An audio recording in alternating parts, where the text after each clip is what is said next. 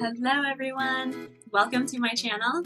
My name is Michelle. So in this video I'm going to share with you the cost of my 10-week travel itinerary and journey through Europe. So this was my summer trip last summer, 2021. I spent 3 weeks exploring Germany and then 4 weeks exploring Poland. And then the last 3 weeks I spent between Latvia, Lithuania, Estonia, and Helsinki. Let me start with, let's see, I have a sheet here. So I'll start with this one. Okay. I was actually couchsurfing most of the time during this whole 10-week trip. Maybe 3 weeks out of it I did not couchsurf, but the rest was staying with hosts in all of the different cities that I visited.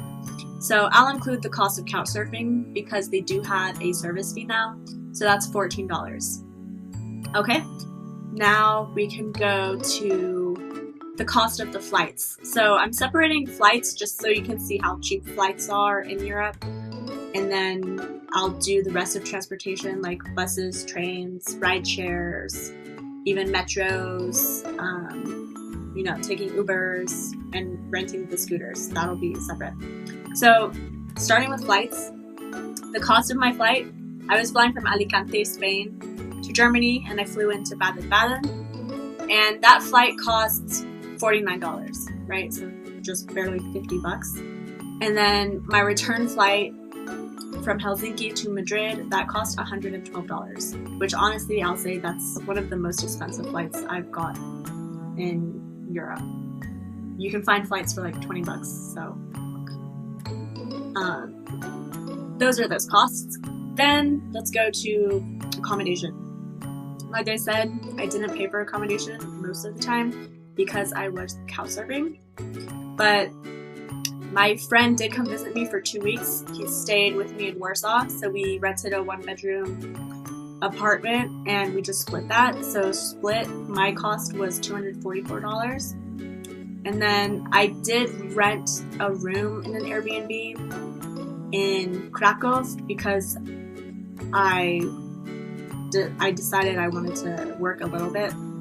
So for 1 week in Krakow, that Airbnb cost just $61. So that was a really cheap Airbnb, and it was a great location. Like, these Airbnbs are in great locations, they have good reviews and everything.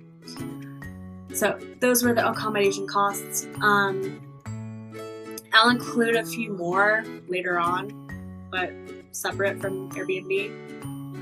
You'll see why. So then the next cost I'll do is transportation.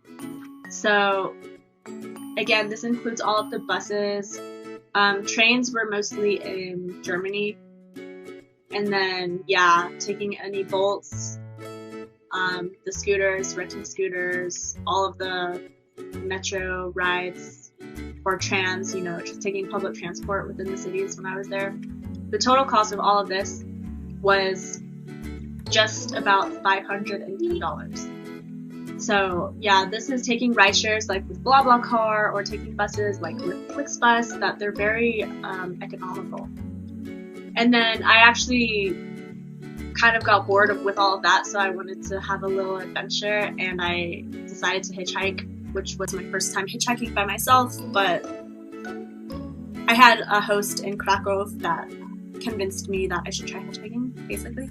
So I hitchhiked from Warsaw to Kaunus, which is about a 5-hour drive, and this Estonian guy gave me a ride because he was driving all the way from Berlin to Tallin. So yeah, he gave me a ride, and I actually had to wait for an hour, and I was just asking random people.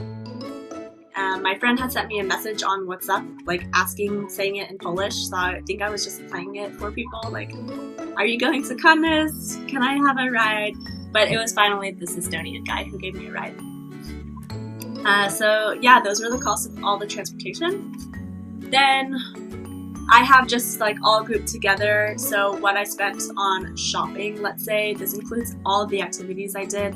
So I would go to, let's say, museums, or in Warsaw I would go go-kart racing with my friend. We would just do fun things like that. They have this really nice activity bar in Warsaw that we play mini golf at. So thinking of just activities like that in general. Also, this includes this tent that I had to rent for a music festival. All of that cost $185. Okay, so then I also spent $118 for this music festival. It's the Summer Contrast Festival in Poland. I didn't pay for transportation because I ended up going with my friend from Warsaw, so we drove like 6 hours to get there, and then 6 hours back. We had rented tents, but it was really freezing cold the next night, and my friend had never camped before or been to a music festival. It was my first festival as well, so yeah, we couldn't do it, I'll admit. So we ended up just renting a room in a hotel in the town nearby, and that was a little pricier. It was $100 for that hotel. That's each. Like, I paid $100 for that. Okay, most of the time I just cook a lot. When I'm couchsurfing, I do cook with my hosts a lot, so in that sense, I did buy some groceries. So my total cost for groceries during that time was $290. And then I mostly ate out, right? So I had a higher cost on dining, and, you know, I was drinking more because whatever, I was with my hosts and it was the summer. So my total cost for dining was $667. So yeah, those are really my costs, right? It includes accommodation, some flights, all of the transportation, food, activities, and yeah, even going to the music festival. So during those 10 weeks, my grand total was around $2,350, roughly. So I'm just gonna round up and say for 10 weeks of traveling through Europe, my costs were $2,500. So yeah, I don't know, for 10 weeks that's not a lot, right? You can let me know what you think. So yeah, couchsurfing can really save you a lot, but that's not really the purpose of couchsurfing. Those were some of my best travel memories because of the people I met. Like, I still talk to a lot of my hosts, and I've visited them. Like, my host in Dresden is the one who told me about the music festival, and then I saw him again, and we still talk. Like, he literally texted me yesterday.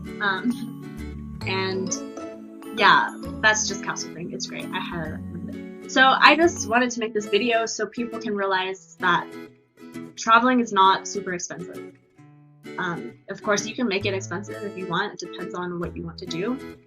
But if you don't have a big budget and you just really want to travel, save up a couple grand and you can do it. So let me know what your travel plans are for the summer. I'll tell you, I'm planning a 10-week trip through Colombia. I'm already here in Medellin.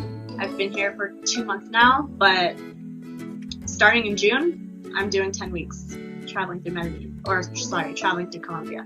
So yeah, I'll let you know how that goes.